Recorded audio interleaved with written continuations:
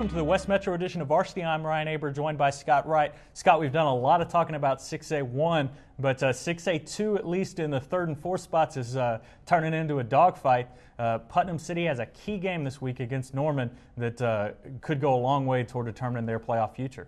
Yeah, it really could. You look at what they've got left with a couple of tough games still down the road, but Norman and PC West, a couple of games that are winnable for them. Just one win so far in the district, and so that's really the key point right now is them getting some wins, piling up some numbers. District points, they're in good standing there.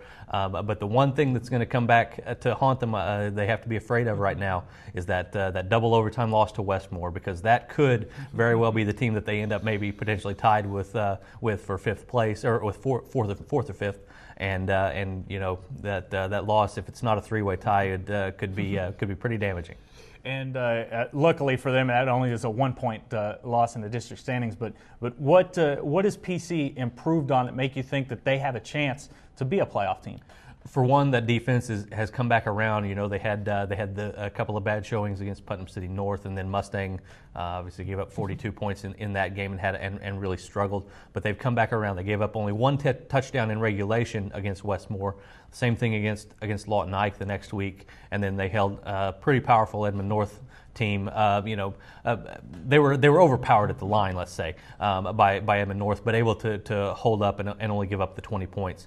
The special teams has come through and produced some points here lately. 2 touchdowns in the last 2 weeks from that special teams unit, and then the run game has been probably the biggest key for the offense. They really haven't gotten going the way that they want to, but the reestablished run game is allowing them to open up the passing game a little bit more for Caleb Lee, who's got a good arm and can be effective in the passing game if they can keep the run game going consistently.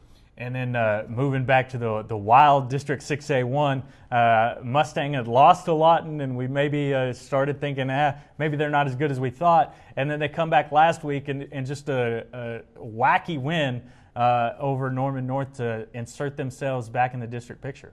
Yeah, it really is. You know, I remember a few years back there was a district in 5A that had a 5-way tie for first place, and it wouldn't surprise me at all if that ended up being the case in this district. The difference between that one back then and this one now is that these teams are all, whoever ends up in first place in this district is going to be one of the best teams in the state. I don't think that was the case back in that other case in 5A. But you know what, Mustang has thrown themselves back into the picture. But whether that continues to be the case, Jacinto Biarato has hurt his shoulder at Lawton. He's thrown 9 interceptions in his last 7 quarters. Got replaced by Brandon Taylor, just a sophomore, in their last game in that Norman North win. So we'll see where they go from there. Ty Preston says he's still contemplating who's going to be the starter on Thursday night at Moore. And they have their probably one and only breather here. We talk about six pretty good teams, but there's really 7. Edmond Santa Fe is maybe not at the level of these other ones, but you figure in that other district they'd be a playoff team easy. And we're over here talking about them going to probably definitely finish in that 7 spot.